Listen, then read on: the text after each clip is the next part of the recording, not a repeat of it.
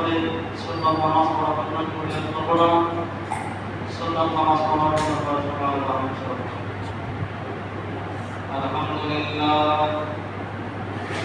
আলহামদুলিল্লাহ নাহমাদুহু ওয়া নাস্তাঈনুহু ওয়া নাস্তাগফিরুহু ওয়া নু'মিনু বিহি ওয়া নাতাওয়াক্কালু আলাইহি ওয়া না'উযু বিল্লাহি মিন শুরুরি আনফুসিনা ওয়া min sayyi'ati a'malina man yahdihillahu fala mudilla lahu wa man yudlilhu fala hadiya lahu wa ashhadu an la ilaha illallah wahdahu la sharika lahu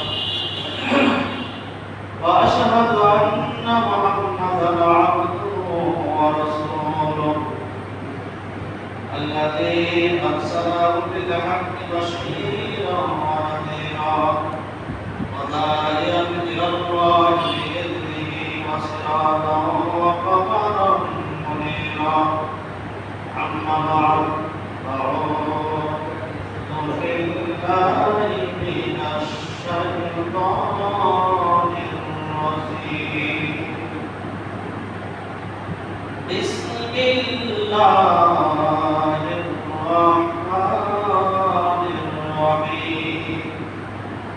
أقيموا الصلاة والزكاة واركعوا مع الراكعين وقال تعالى إن الله وملائكته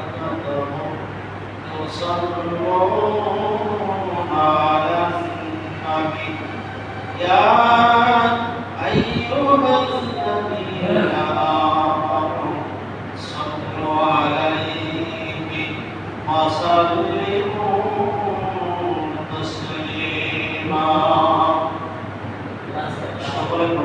اللهم صل على محمد وعلى آل محمد كما صليت على إبراهيم وعلى آل إبراهيم إنك حميد مجيد اللهم بارك على محمد وعلى آل محمد كما باركت على إبراهيم وعلى آل إبراهيم إنك حميد مجيد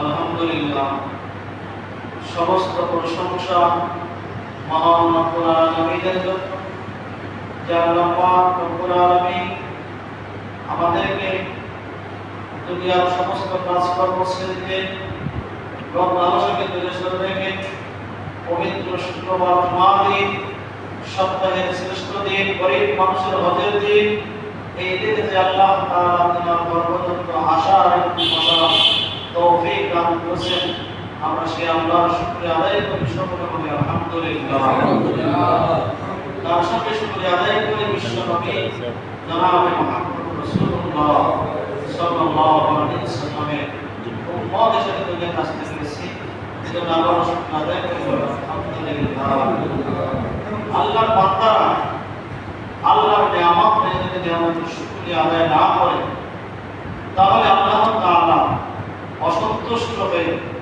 বান্দার উপর থেকে দুনিয়া আর আখিরাতের নিয়ামত এদের ছিনিয়ে নেয়। আল্লাহ পাকের বান্দারা আল্লাহর নিয়ামত পাইয়া যত বেশি থেকে বেশি নিয়ামতের শুকরিয়া আদায় করে আল্লাহ তাআলা বান্দার দুনিয়া আখিরাতের নিয়ামত বাড়ায় দেন। আমরা যে অবস্থায় থাকি না কেন সব সময় সর্ব অবস্থায় আল্লাহ পাকের শুকরিয়া আদায় করব। কারণ আমরা ঘরে বসে আছি, ঘরে খাইতেছি, ঘরের মধ্যে শুয়ে আরাম করতেছি। আমাদের মতো অনেক লোক আছে যাদের বাড়ি নাই, ঘর নাই, থাকিবার কোনো স্থান নাই। তারা দেখবেন কোনো পাহাড়ে অথবা কোনো স্টেশনে অথবা কোনো খাট জায়গায় পড়ে আছে, দাপট রেখে আছে, প্লাস্টিক দিয়ে আছে, বিভিন্ন ধরনের কষ্ট করে আছে। আপনার আমার খাওয়ার কোনো সমস্যা নাই, চিকিৎসার সমস্যা নাই, এমন লোক আছে তার চিকিৎসার সমস্যা, খাওয়ার সমস্যা। অনেক অনেক দিক থেকে আল্লাহ তাআলা আমাদেরকে সুস্থ রেখেছেন, ভালো রেখেছেন। এই জন্য সর্ব অবস্থায় আমরা শুকরিয়া আদায় করবো বলে আলহামদুলিল্লাহ। আজকে জুমার দিন, এত সময় মসজিদ ভর্তি হয়ে বসে থাকা উচিত ছিল। এটা জুমার দিন, আজকের যে জুমার দিনের অনেক ফজিলত, জুমার দিনের কি বক্তব্য কি নাম, এইটুকু আমরা বাংলা হইয়া স্মরণ রাখতে পারি না, খেয়াল করতে পারি না, বা মহব্বত করতে পারি না। জুমার দিন আদানের সঙ্গে সঙ্গে মসজিদ ভর্তি হয়ে যাবে, এটাই বলে দিলাম। কেন আসে না? পরিপূর্ণ হেদায়েত আমাদের মধ্যে আসে নাই, পরিপূর্ণ ইমানের তাগিদ আমাদের মধ্যে আসে নাই, পরিপূর্ণ ইসলামের জ্ঞান, ইমানের জ্ঞান আমাদের মধ্যে আসে নাই। কারণ সবাই যদি ভালো হবে তাহলে জাহান্নাম যাবে কি? অধিক অংশ লোক, সে জামানার অধিক অংশ লোক জাহান্নামে যাবে এই কারণে, কারণ তারা কোরআনের কথা ভালো লাগবে না, হাদিসের কথা ভালো লাগবে না, ইমামদের কথা, আলেমদের কথা ভালো লাগবে না। তাদের শুধু দুনিয়া লাভ আর লাভ, লাভ আর লাভ, শুধু লাভের কথায়। কোথায় গেলে 10 টাকা লাভ হবে, কোথায় গেলে খাওয়াটা ভালো পাওয়া যাবে, কোথায় গেলে এসে করা যাবে, এইটা নিয়ে মানুষ পাবো। কিন্তু এটাদের ক্ষণস্থায়ী জিন্দেগি, চিরস্থায়ী জিন্দেগির জন্য আমরা কেউ চেষ্টা করি না, চিন্তাও করি না, ফিকিরও করি না। এই যে নামাজ পড়ার জন্য আমরা তারা এসেছি, সত্যিকারে যদি আপনার আমার ইমাম যদি দাদা থাকে, পরিপূর্ণ ইমাম থাকে, অবশ্যই আমরা আগে আসবো। ইমাম সাহেব কি বলেন, কোরআন থেকে বলেন, হাদিস থেকে বলেন, না তেনার কোনো নিজস্ব বানানো বাপদাদার কথা বলেন, এটা তারা সুন্দরভাবে চিন্তা করে শুনবে, শ্রবণ করবে এবং বুঝবে, বোঝার চেষ্টা করবে। কারণ এই সময়গুলোর মধ্যে যারা বাইরে আছে মসজিদে, আর যারা মসজিদের ভিতরে আছে, আনাজলিন তাবা এদের বর্তমান।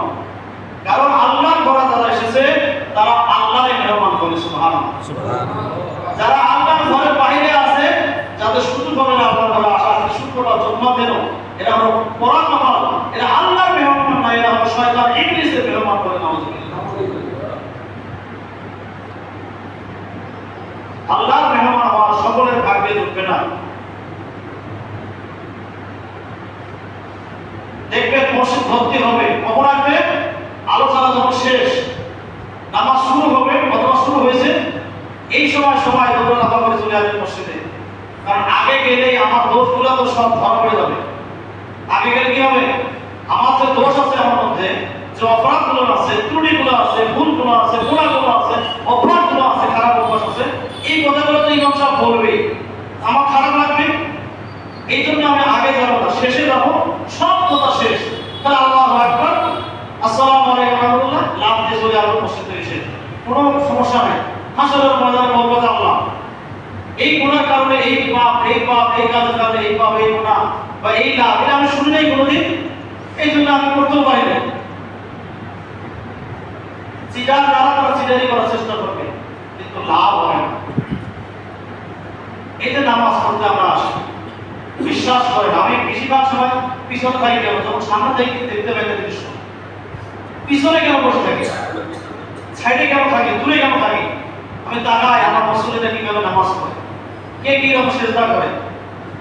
নামাজ পড়তে অনেকে আছে, নামাজ পড়তেছে পিছনে যদি একটু সাউন্ড দেয়, ওরা হেগারি দেয়, এইরকম অনেক মুসল্লি আছে। নামাজ পড়তেছে ইতিমতো, আর সাইডে আসে কেউ একটা করে সাউন্ড দিছে, সাধারণ করে পিছনে জায়গায় দেখেছে কে আসলো, কে সামনে দিল, এর কি নামাজ? এই নামাজের দ্বারা একটু কাজ আছে।